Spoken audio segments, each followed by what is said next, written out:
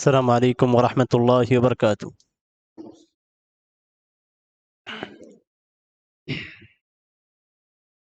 الحمد للہ رب العالمین والعاقبۃ للمتقین ولا عدوان الا علی الظالمین والصلاة والسلام علی اشرف الانبیاء والمرسلین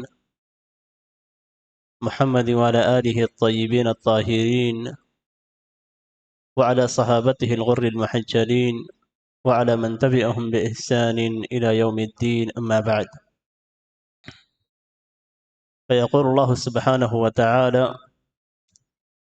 قل هذه سبيلي أدعو إلى الله على بصيرة أنا ومن اتبعني۔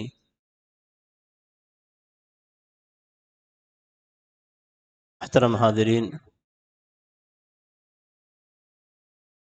اس امت کو اسلام اور دین کی طرف دعوت دینے والے علماء اور دعات، جیسا کہ آپ کو معلوم ہے کہ آج کی یہ مجلس ہمارے ان دعات اور علماء کے لیے ہیں جو اللہ کے دین کو مسلمانوں اور غیر مسلموں میں پھیلاتے ہیں۔ شرح کے لیے اتنا ہی کافی ہے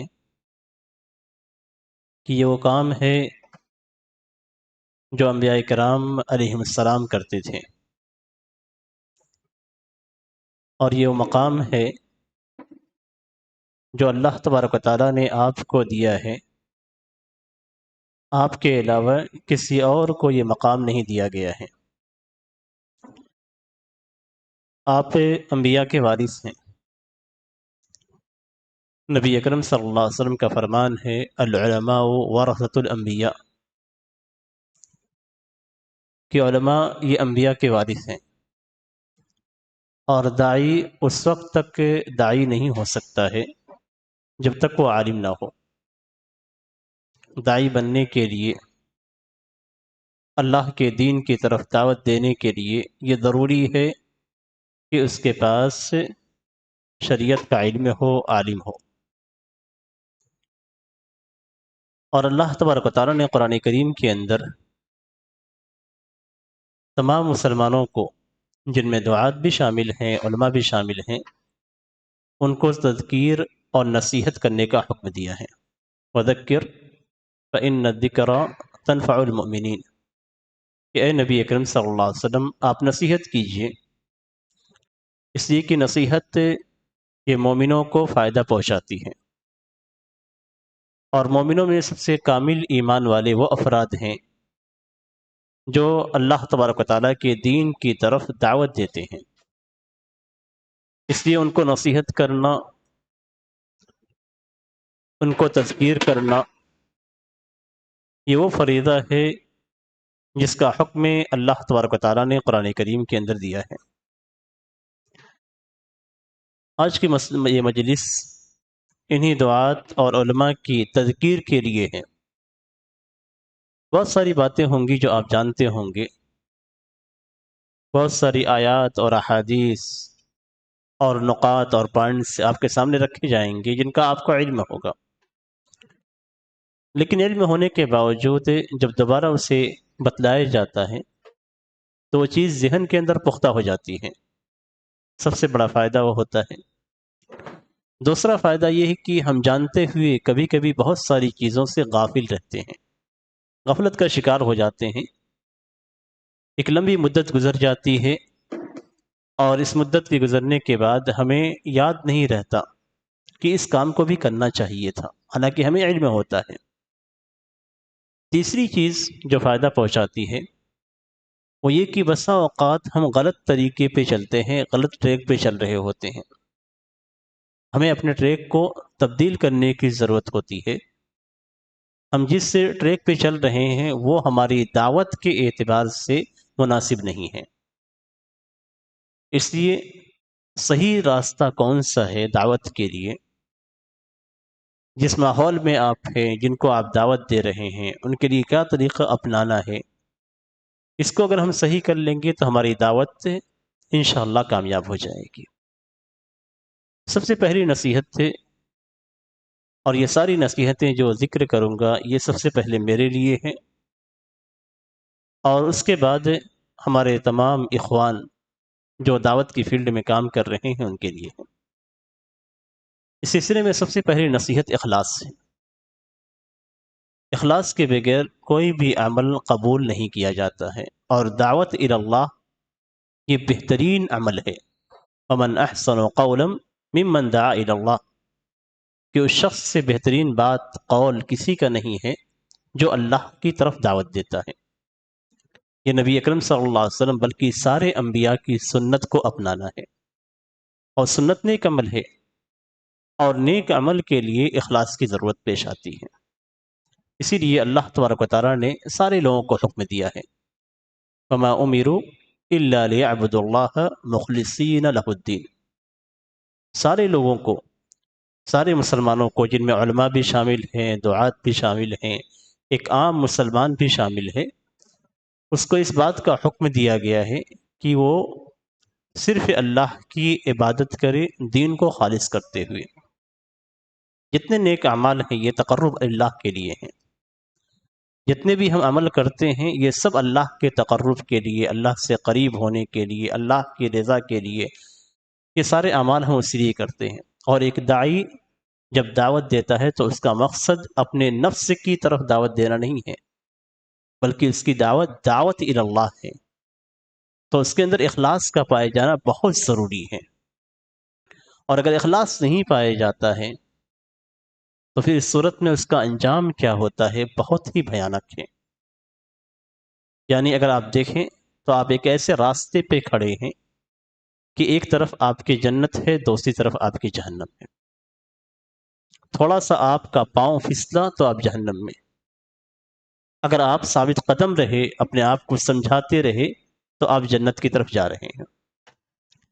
نبی اکرم صلی اللہ علیہ وسلم کی حدیث ہے، آپ صلی اللہ علیہ وسلم فرماتے ہیں اول الناس یقضى فیہ یوم القیامہ، یہ قیامت کے دن سب سے پہلے جن کے تعلق سے حساب کیا جائے گا، ان کا فیصلہ کیا جائے گا، آپ صلی اللہ علیہ وسلم نے 3 لوگوں کا ذکر کیا، جن میں سے جو ہمارے لیے نصیحت ہے وہ یہ کہ ورجل تعلم العلم والقرآن، ایک شخص جس نے علم سیکھا، قرآن اور حدیث کی باتوں کو سیکھا، قرآن کو سیکھا، فأتى به اللہ، اللہ تبارک و تعالیٰ اسے لے آئے گا، فعرفہ نعمہ، اور اسے اپنی نعمتوں کی پہچان کرائے گا۔ یعنی اللہ تبارک و تعالیٰ اس سے کہے گا کہ میں نے تجھے علم کی نعمت دی تھی، تجھے قرآن اور سنت کا علم دیا تھا، فعرفہ، تو اس نعمت کو وہ پہچان لے گا۔ اللہ تبارک و تعالیٰ اس سے پوچھے گا ما عملت فیہا، تم نے کیا عمل کیا اس میں؟ تو وہ کہے گا کہ میں نے علم کو سیکھا، قرآن کو پڑھا، اور تیرے لیے، تیری راہ میں نے اسے لوگوں کو سکھایا۔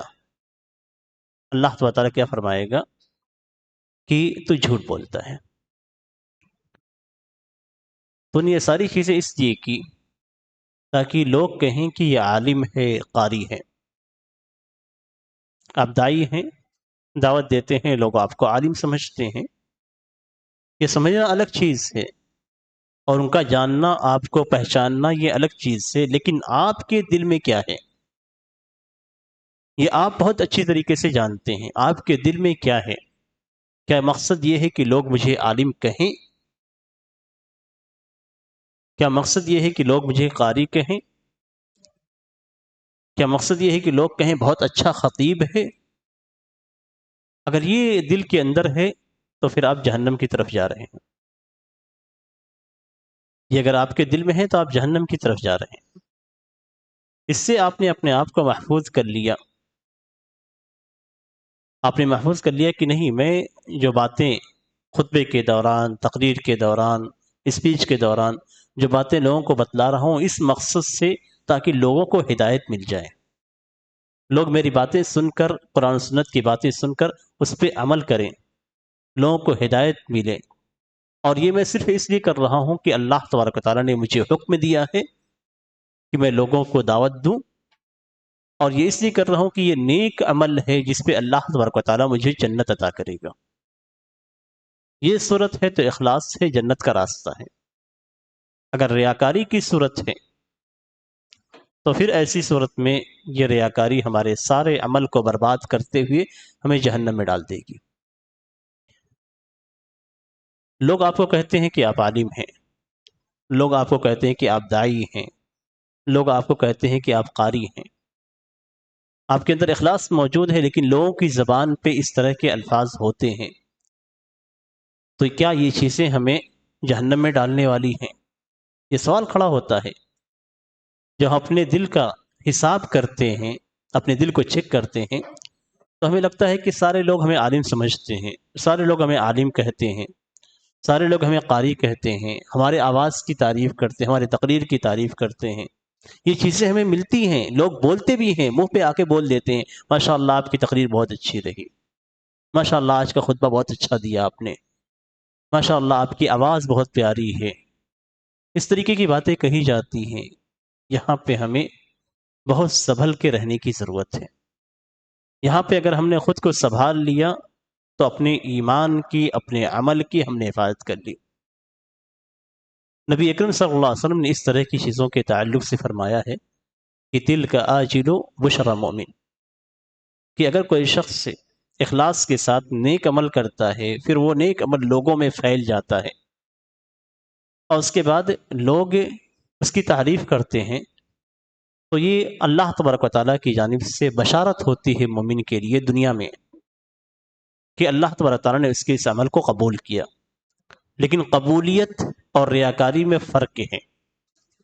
قبولیت ہمارے اندر اخلاص ہے، ریاکاری کا کوئی شائبہ نہیں ہے، ہمارا میلان نہیں ہے ریاکاری کی طرف، تو ایسی صورت میں ہمارا عمل اخلاص کے ساتھ ہے اور لوگوں کا کہنا یہ ایک بشارت ہے اللہ تعالیٰ کی جانب سے. اس مثال کے طور پہ امام بخاری رحمہ اللہ نے صحیح بخاری کو لکھا. پہلی حدیث انہوں نے انما الاعمال بالنیات اس انداز میں لکھی کہ اس سے ان کے اخلاص کا پتہ چلتا ہے. اور پھر اس کے بعد یہ کتاب کتنی مقبول ہوئی. آج امام بخاری رحمہ اللہ کا نام ہر شخص کی زبان پہ ہے، ہر کوئی اس کی تعریف کرتا ہے. تو ایسا نہیں ہے کہ تعریف کی وجہ سے ان کے اخلاص میں کمی آ گئی یا تعریف کی وجہ سے ان کے اندر ریاکاری آئی. تو یہاں پہ اگر ہم بچا لیتے ہیں اپنے آپ کو تو ہم بہت ہی بڑی کھائی میں گرنے سے، جہنم میں جانے سے اپنے آپ کو بچا لیتے ہیں. دوسری نصیحت جو ہمارے بھائیوں کے لیے ہے وہ یہ کہ جہاں اخلاص کے ساتھ ساتھ آپ کی باتیں شریعت کے مطابق ہونی چاہیے. اس لیے کہ احسن و عملہ کے اندر دو چیزیں کہی گئی ہیں. پہلی چیز اخلاص اور دوسری چیز یہ کہ سنت کی مطابقت. تو دعات کے لیے سنت کی مطابقت کیا ہے کہ ان کا علم شریعت کے مطابق ہو. اگر علم شریعت کے مطابق ہوگا تو لوگ فائدہ اٹھائیں گے. اخلاص میں انسان اپنے آپ کو فائدہ پہنچاتا ہے، اور اگر اس کا علم شریعت کے مطابق ہے تو لوگوں کو فائدہ پہنچاتا ہے. جب بھی اخلاص ہوتا ہے تو یہ ہمیں فائدہ پہنچاتا ہے. جتنا اخلاص ہمارے دل کے اندر ہوگا اتنا زیادہ فائدہ ہمیں پہنچتا ہے، اور ہمارا علم جتنا بہترین ہوگا، شریعت کے مطابق ہوگا، اتنا زیادہ لوگوں کو فائدہ پہنچے گا. تو یہ دو چیزیں اگر داعی کے اندر جمع ہو جاتی ہیں تو بہت بڑی کامیابی ہے. یعنی اخلاص کے ساتھ ساتھ اس کا عمل شریعت کے مطابق ہو. شریعت کے مطابق اپنے عمل کو، اپنے علم کو کیسے ہم بنائیں گے؟ شریعت کے مطابق بنانے کے لیے آپ کو محنت کرنی ہوگی، کوشش کرنی ہوگی، علم سیکھنا ہوگا. ایک علم سیکھنے کے لیے محنت کرنی ہوگی. اگر علم سیکھنے کے لیے آپ محنت نہیں کرتے ہیں تو آپ صحیح داعی نہیں ہیں. اگر کوئی شخص دعوت کے میدان میں یا اسی طریقے سے پڑھانے کے میدان میں کود جاتا ہے اور وہ شخص صحیح علم حاصل نہیں کرتا ہے تو وہ لوگوں کو غلط بتلائے گا. تو جہاں اسے لوگوں کو جنت کی طرف لے جانا ہے، لوگوں کو غلط بتا کر اپنے لیے بھی نقصان اور ان کے لیے بھی نقصان، دونوں کے لیے نقصان وہ پیدا کرے گا. اسی لیے سب سے پہلی چیز جو علم کے تعلق سے ہیں وہ یہ کہ علم سیکھیں اور پھر سکھائیں، علم سیکھیں اور پھر سکھائیں۔ جب تک آپ کے پاس علم نہیں ہو جاتا، جب تک آپ کے پاس پورا علم، مکمل علم تو نہیں کہا جا سکتا ہے، اس لیے کہ کوئی بھی شخص شریعت کا مکمل علم حاصل نہیں کر سکتا ہے کہ وہ دعویٰ یہ کر لے کہ میں نے مکمل علم سیکھ لیا ہے، یہ ممکن نہیں ہے۔ لیکن کم از کم اتنا علم اس کے پاس حاصل ہو جائے کہ وہ لوگوں کو دعوت دے سکے۔ تو اگر اتنا علم حاصل ہو جاتا ہے تو اس کے بعد وہ پھر وہ دعوت کے میدان میں اترے گا، اس سے پہلے نہیں۔ آج ہم کیا دیکھتے ہیں کہ جیسے ہی چند علم سیکھ لیا جاتا ہے، لوگ دعوت کے میدان میں اتر آتے ہیں۔ بہت سارے دعات کو آپ دیکھیں گے دعوت کے میدان میں لمبی لمبی تقریریں، بڑی اچھی تقریریں کرتے ہیں، بڑے پیارے انداز میں کرتے ہیں، لیکن علم کی کمی ہوتی ہے۔ علم کی کمی ہے تو ایسی صورت میں آپ دائی نہیں ہیں، علم کی کمی ہے تو دائی نہیں ہے۔ قل هذه سبیلی ادعو الی اللہ علی بصیرہ، کہ اے نبی اکرم صلی اللہ علیہ وسلم کہہ دیے کہ یہ میرا راستہ ہے۔ تو پہلے راستے کی پہچان آپ کو کرنی ہے، صراط مستقیم یعنی اسلام کی پہچان آپ کو کرنی ہے، اسلام کا علم حاصل کرنا ہے۔ ادعو الی اللہ علی بصیرہ، آپ کو جاننا ہے کہ طریقہ کیا ہے۔ پہلے آپ طریقہ جان لیں، پھر اس کے بعد علم رکھ کر علی بصیرہ۔ علی بصیرہ کا معنی یہ ہوتا ہے کہ قرآن اور سنت کا علم آپ کے پاس ہو، وہ علم آپ حاصل کر کے اس کے بعد آپ دعوت دیں گے۔ اگر آپ علم حاصل نہیں کرتے ہیں، آپ دعوت پہلے دیتے ہیں، تو ادعو الی اللہ علی بصیرہ نہیں ہے۔ آپ نبی اکرم صلی اللہ علیہ وسلم کا جو راستہ ہے اس راستے پہ نہیں چل رہے ہیں۔ دعوت کا جو طریقہ ہے وہ طریقہ آپ اختیار نہیں کر رہے ہیں۔ دعوت کے طریقے کے لیے سب سے پہلے علم حاصل کرنا ہے۔ اگر آپ کے پاس علم نہیں ہے تو آپ علم حاصل کیجئے، دعوت کے میدان میں نہ آئیے۔ اس لیے کہ جتنے بھی ہم بردرس کو کیوں ٹارگٹ کرتے ہیں، بردرس کو ٹارگٹ اس لیے کرتے ہیں کہ وہ علم نہیں سیکھتے ہیں، دعوت کا کام شروع کر دیتے ہیں۔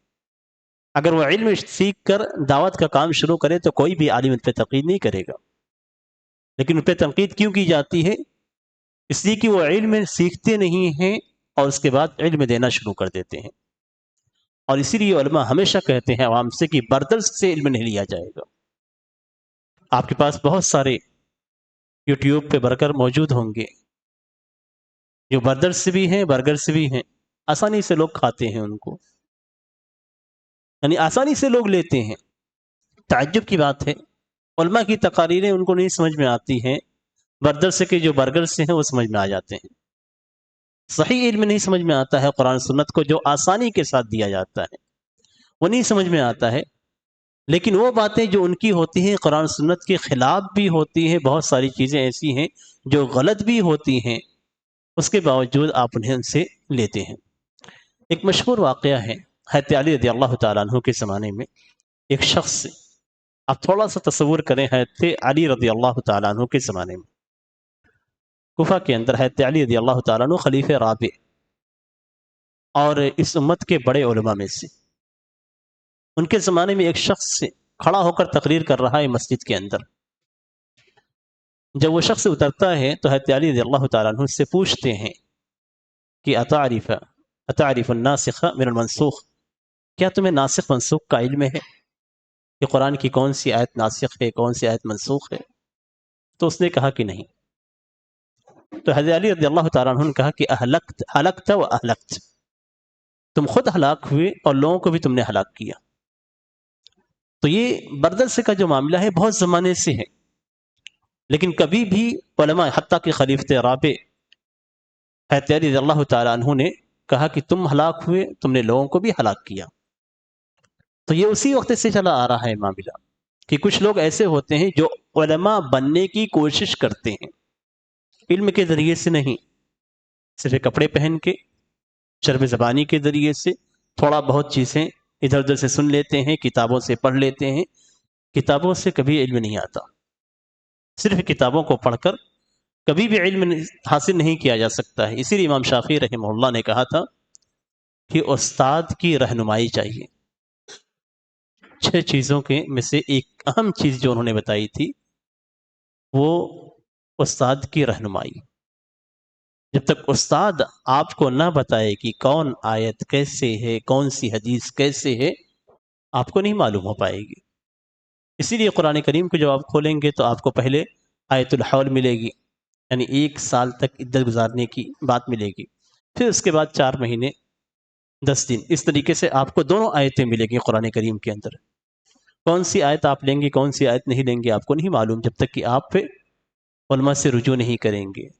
آپ کو آیت طلاق بھی ملے گی اور آپ کو آیت حمل بھی ملے گی، کس کو آپ لیں گے، کب فٹ کریں گے، آپ کو نہیں معلوم۔ یہ ساری چیزیں، بہت سارے مسائل ہیں، بہت ساری چیزیں آپ سن کر جانتے ہوں گے، لیکن بہت سارے مسائل ہیں جن میں آپ کو استاد کی رہنمائی کی ضرورت ہے۔ ورنہ آج کے زمانے میں ہر کوئی کتاب لے لیتا اور لینے کے بعد عالم بن جاتا، مدارس بند کر دیے جاتے، جامعات اور یونیورسٹیاں جو علم سکھا رہی ہیں وہ سب بند کر دی جاتی۔ تو دوسری جو اہم چیز ہے وہ یہ کہ آپ کا علم صحیح ہو، اس کے لیے آپ کو محنت کرنی ہے۔ جب تک آپ محنت نہیں کریں گے، علم نہیں سیکھیں گے، اس وقت تک آپ کو مکمل علم حاصل نہیں ہوگا اور آپ دعوت کرنے کے قابل نہیں ہیں۔ اور علم سیکھنا کبھی بھی بند نہیں کرنا ہے۔ جو شخص یہ سمجھ لے کہ میں ایک لیول تک پہنچنے کے بعد اب مجھے ضرورت نہیں ہے علم سیکھنے کی، تو وہ اب الٹے پاؤں چل رہا ہے، یعنی پیچھے کی طرف جا رہا ہے۔ ہمیشہ داعی اور عالم علم سیکھنے سے کبھی بھی اپنے آپ کو روک نہیں سکتے ہیں۔ جس دن وہ رک جائیں گے ان کے علم کے اندر کمی ہونے لگے گی۔ اسی لیے ہمیشہ علم سیکھنا چاہیے۔ صحابہ کرام کو دیکھیے کہ صحابہ کرام ایک حدیث کا علم سیکھنے کے لیے مدینہ سے شام چلے جاتے تھے۔ کسی کے پاس اگر معلوم ہوتا کہ ایک حدیث ہے تو صحابہ کرام نکلتے تھے، اس سے حدیث کو لیتے تھے، اس کے لیے وہ پیسے بھی خرچ کرتے تھے، سواریاں خریدتے تھے، اس کے بعد وہاں تک پہنچتے تھے اور جا کر ایک حدیث ڈائریکٹ سننے کے لیے، ڈائریکٹ ایک حدیث سننے کے لیے مدینے سے شام تک کا سفر کرتے تھے۔ تو یہ علم کی طلب ہوتی تھی جو ہمارے اسلاف کے اندر موجود تھی۔ ہم سے پہلے جو علماء کرام تھے وہ اپنے گھر بار کو چھوڑ کر جا کر احادیث کو سیکھتے تھے، علم سیکھتے تھے، کتنے کتنے سال تک علم سیکھتے۔ ایک شہر کے اندر علم سیکھنے کے بعد دوسرے شہر میں جاتے، وہاں پہ موجود علماء سے علم سیکھتے، پھر تیسرے شہر میں جاتے، پھر چوتھے شہر میں آتے، اس طریقے سے ان کی زندگی گزر جاتی تھی۔ اس انداز میں وہ علم سیکھتے تھے، سارے علماء کرام کے علم کو جمع کر لیتے تھے۔ امام بخاری رحمہ اللہ کا جو مقام ہے ایسی ہی نہیں ہے۔ امام بخاری رحمہ اللہ نے اپنے وقت کے 4 بڑے علماء کا علم، 4 بڑے علماء جو چوٹی کے علماء تھے، جن سے اوپر اس زمانے میں کوئی عالم نہیں تھا، ان 4 علماء کا علم انہوں نے اپنے اندر رکھا تھا۔ اب سوچیں، ایک 4 بڑے عالم کا علم اگر ایک عالم کے اندر آ جاتا ہے تو کتنا بڑا عالم ہوگا۔ اور اس بات کو امام بخاری رحمہ اللہ خود جانتے تھے، اسی لیے انہوں نے کہا تھا کہ مستصغرت نفسی الا عند ابن مدینی، کہ میں اپنے آپ کو صرف ابن مدینی یعنی علی بن مدینی کے سامنے چھوٹا سمجھتا ہوں۔ علی بن مدینی وہ شخص تھے جن سے اگر پوچھا جائے کسی راوی کے بارے میں تو پوری ڈیٹیل دیتے تھے، فن کے ماہر تھے۔ تو امام بخاری رحمہ اللہ کا یہ مقام تھا، انہوں نے علم سیکھا، سیکھنے کے بعد وہ چیز ان کے اندر آئی اور ان کے علم کو ان کے زمانے میں جو حاسدین تھے وہ ان کے علم کو دبانے کی کوشش کرتے تھے، ان کو تنگ کیا گیا۔ دعات کو ہمیشہ تنگ کیا جاتا ہے، علماء کو ہمیشہ تنگ کیا جاتا ہے، اور علماء کو لوگوں سے دور کرنے کی کوشش کی جاتی ہے۔ امام بخاری رحمہ اللہ کی آخری حالت دیکھیں تو ایسی تھی کہ آپ تصور نہیں کر سکتے ہیں۔ اتنا ان کو تنگ کیا گیا، اتنی زمین ان پہ تنگ کی گئی کہ انہوں نے اللہ تبارک تعالیٰ سے دعا کی، اے اللہ، یہ زمین اپنے وسیع ہونے کے باوجود اتنی کشادہ ہے، اتنی بڑی ہے، اس کے باوجود یہ زمین میرے اوپر تنگ ہے، تو مجھے اٹھا لے۔ اسی رات ان کا انتقال ہوا۔ کون؟ امام بخاری۔ اب سوچیں، امام بخاری جن کا مقام آپ جانتے ہیں کتنا اونچا مقام ہے، لیکن اس کے باوجود اس انداز میں ان کو تنگ کیا گیا کہ انہوں نے دعا کی اللہ تبارک تعالیٰ سے کہ مجھے اٹھا لیا جائے۔ اسی طریقے سے جو چیز ہمارے علم کو اور مزید نکھارتی ہے وہ یہ کہ ہم علماء سے رجوع کریں، ان سے سوال کریں۔ کبھی بھی کسی شخص کو چاہے کتنی ہی اونچے مقام پہ کیوں نہ پہنچ جائے، اگر کسی بھی چیز میں اشکال ہوتا ہے تو وہ اپنے سے بڑے علماء سے اس تعلق سے سوال کریں. اس میں کبھی شرمندگی اختیار نہیں کرنی چاہیے. سوال کرنے میں کسی بھی طرح کا شرم نہیں ہونا چاہیے. آپ کو نہیں آتا ہے، آپ کو نہیں معلوم ہے، آپ کو مسئلہ نہیں معلوم ہے، دلیل نہیں معلوم ہے، آپ پوچھیں دوسرے سے. اس میں شرم کی کوئی بات نہیں ہے. شرم کی بات تو یہ ہے کہ آپ کو معلوم نہیں ہے اور آپ فتویٰ دے رہے ہیں. شرم کی بات تو یہ ہے کہ آپ کو معلوم نہیں ہے، آپ سوال کا جواب دے رہے ہیں. آپ اس تعلق سے بات کر رہے ہیں اور آپ کو نہیں معلوم ہے، یہ شرم کی بات ہے. شرم کی بات یہ نہیں ہے کہ آپ عالم سے آ کر سوال کر رہے ہیں. صحابہ کرام ایک دوسرے سے سوال کرتے تھے. کوئی بھی معاملہ ان کو پیش آتا تھا، نبی اکرم صلی اللہ علیہ وسلم کے پاس آتے تھے. نبی اکرم صلی اللہ علیہ وسلم خود بہت سارے معاملات میں صحابہ کرام سے پوچھتے تھے. دنیاوی معاملات میں صحابہ کرام سے پوچھتے تھے. تو جن چیزوں کا علم نہیں ہے، چاہے وہ دنیا سے متعلق ہو یا دین سے متعلق ہو، آپ دوستوں سے پوچھیں. جو اس فن کا ماہر ہے اس سے سوال کریں، علماء سے رجوع کریں. تو علماء سے رجوع کرنے میں دو بڑے فائدے ہیں. یہ دو بڑے فائدے اگر ہمارے دعا ذہن میں رکھیں تو بہت ساری چیزیں صاف ہو جائیں گی. دو بڑے فائدے ہیں علماء سے سوال کرنے میں. پہلا فائدہ یہ کہ جس بات کا آپ کو علم نہیں تھا اس کا آپ کو علم ہو جائے گا. جو دلیلیں آپ کو معلوم نہیں تھی وہ دلیلیں آپ کو معلوم ہو جائیں گی. یہ سب سے بڑا پہلا فائدہ ہے. دوسرا بڑا فائدہ یہ ہے کہ امت سے اختلاف مٹ جائے گا. ہمارا اختلاف کیوں ہوتا ہے؟ اگر آپ غور کریں گے تو ایک مقام پہ علماء کے درمیان جو اختلاف ہوتا ہے اس کی بنیادی وجہ یہ ہے کہ ایک کو صحیح بات کا علم ہوتا ہے، صحیح دلیل اسے معلوم ہے.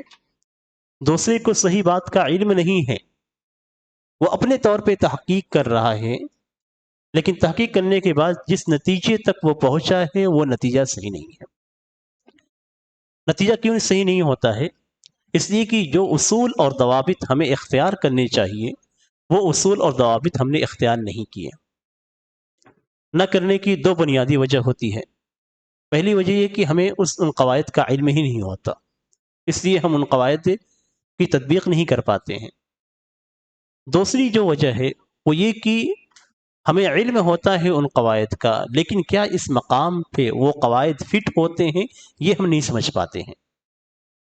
تو تطبیق کی جو صورت ہوتی ہے وہ ہمیں نہیں معلوم ہونے کی وجہ سے ہم مسائل کو غلط انداز میں لوگوں کے سامنے پیش کرتے ہیں. اور جب ہم کوئی بات کہیں گے دوسرا عالم کوئی بات کہے گا تو آپس میں ایک دوسرے کی باتیں ٹکرا جاتی ہیں. اگر اس مقام پہ ہم اپنی تحقیق کے بعد اپنی ہی بات کو کسی بڑے عالم کے سامنے پیش کریں تو وہاں پہ اختلاف مٹ جائے گا. اس لیے کہ اگر آپ کی بات صحیح ہوگی تو وہ تائید کرے گا، اور اگر آپ کی بات غلط ہوگی تو وہ رہنمائی کرے گا. تو علماء کی جانب رجوع کرنے کا سب سے بڑا فائدہ یہ ہے کہ آپ کی بات صحیح ہے یا غلط ہے آپ کو معلوم ہوگا کہ آپ کی بات صحیح ہوئی، آپ کی رائے صحیح رہی یا غلط رہی. یہ وہ عالم بتلائے گا آپ کو کہ آپ کی بات صحیح ہوئی یا غلط ہوئی. بہت سارے مسائل ہیں جن میں بہت سارے علماء یا دعات دلیلیں پیش کرتے ہیں، یہ دلیل ہے، یہ دلیل ہے، یہ دلیل ہے. دلیلیں ہوتی ہیں قرآن سے، سنت سے، لیکن دلیلوں کو جس انداز پہ مسئلے پہ فٹ ہونا چاہیے فٹ نہیں بیٹھتی ہیں. آپ کو لگتا ہے کہ فٹ بیٹھ رہی ہیں، لیکن دوسری دلیلیں ہیں، دوسرے قواعد ہیں جن قواعد کی وجہ سے آپ کی یہ دلیل اس مسئلے پہ فٹ نہیں بیٹھتی ہے. وہاں پہ ہمارا مسئلہ غلط ہو جاتا ہے. لیکن ہم کیا کہتے ہیں کہ نہیں، ہم بھی قرآن سے دلیل پیش کر رہے ہیں، ہم بھی حدیث سے دلیل پیش کر رہے ہیں. مسئلہ یہ نہیں ہے، مسئلہ یہ کہ آپ کی دلیل صحیح طور پہ مسئلے پہ فٹ بیٹھتی ہے یا نہیں. ورنہ آپ دیکھیں گے جو سنی حضرات ہیں وہ بھی قرآن اور حدیث سے دلیلیں دیتے ہیں ہر چیز کی. وابتغوا الیہ الوسیلہ، وسیلہ پکڑو، قرآن سے دلیل دی گئی. لیکن دلیل کیا ہے، وسیلہ کیا ہے، کیا مقصود ہے، کیا انداز ہے، وہاں پہ وہ ساری چیزیں فٹ نہیں بیٹھ رہی ہیں. وہاں پہ جو وہ کہنا چاہتے ہیں وہ فٹ نہیں ہو رہی ہے. تو اختلاف ختم کرنے کا سب سے بڑا ذریعہ یہی ہے کہ آپ علماء کی طرف رجوع کریں. اور علماء کی طرف رجوع کرنے میں آپ کے لیے سلامتی ہے وہیں سے ایک دوسری بات بھی نکلتی ہے جو دعات کے اندر نہیں پائی جانی چاہیے، اور وہ بات یہ ہے کہ دعات کے اندر جو داعی ہیں یا علماء ہیں ان کے اندر اپنے قول کو لے کر تعصب نہیں ہونا چاہیے۔ بالخصوص اگر ہمارا قول قرآن اور سنت کے خلاف ہے یا ہمارا قول حق کے خلاف ہے، اگر ہمارا قول ہم نے جو بات کہہ دی، ہماری زبان سے جو بات نکل گئی، ہم اس سے پیچھے نہیں ہٹنے والے ہیں۔ کیوں؟ اس لیے کہ ہم پیچھے ہٹ جائیں گے تو کل لوگ کہیں گے کہ ایک ایسا عالم ہے جو اپنی ہی بات کو غلط قرار دے رہا ہے۔ تعصب، اسی کو تعصب کہا جاتا ہے کہ اپنی بات اگر ہماری زبان سے نکل گئی ہے اور اس کو ہم واپس نہیں لیتے ہیں غلط ہونے کے باوجود، تو یہ باطل کے لیے ہم تعصب اختیار کر رہے ہیں، اپنے نفس کے لیے۔ یہاں اخلاص نہیں ہے، یہاں جو پہلی چیز ذکر کی گئی تھی اخلاص نہیں ہے۔ اگر ہم اپنی بات پہ ڈٹے رہے، ہمیں غلط معلوم ہے کہ یہ غلط ہے، پھر بھی ہم ڈٹے ہوئے ہیں اپنی بات پہ، تو اخلاص نہیں ہے۔ کیوں؟ اس لیے کہ ہم سوچ رہے ہیں کہ اگر ہم لوٹ آئیں گے اپنی بات سے تو پھر لوگ کہیں گے ایک ایسا عالم ہے، ہماری باتوں کو نہیں لیا جائے گا، ہمارے فتاوے کو نہیں لیا جائے گا، یہ سوچ کر ہم پیچھے نہیں ہٹتے ہیں۔ تو یہاں پہ تعصب بھی ہے اور اخلاص بھی نہیں ہے، اور یہی تعصب جب جماعتوں میں پایا جاتا ہے تو اختلاف کا باعث بنتا ہے۔ اختلاف کیوں ہوتے ہیں؟ اس لیے کہ ہر جماعت اپنے قول پہ ڈٹی رہتی ہے۔ ایک عالم ہے، وہ اپنے قول پہ ڈٹا ہوا ہے، غلط بھی اسے معلوم ہوا کہ میری بات غلط ہے، پھر بھی ڈٹا رہتا ہے۔ جماعت کو معلوم ہو گیا کہ قرآن و حدیث کی باتیں ہماری جماعت کے خلاف ہیں، پھر بھی وہ اس پہ جمی رہتی ہے، تو یہی تعصب ہے۔ اسی لیے ہم سنی جماعتوں کو پہ رد کرتے ہیں۔ کیوں؟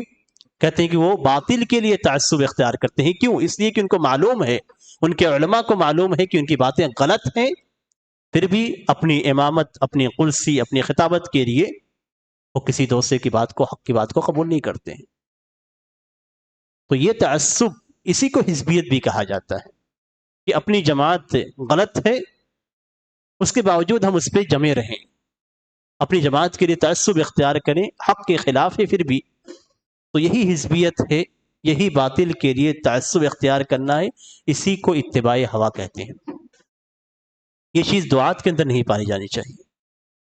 ایک داعی کا فرض یہ بنتا ہے کہ اگر اسے معلوم ہو جائے کہ میری بات غلط ہے اور اس نے ممبر پہ کہا ہے وہ بات غلط ہے، تو کل ممبر پہ کھڑا ہو کر کہے کہ میں نے پچھلے خطبے میں یہ بات کہی تھی، میری یہ بات غلط ہے، حق یہ ہے۔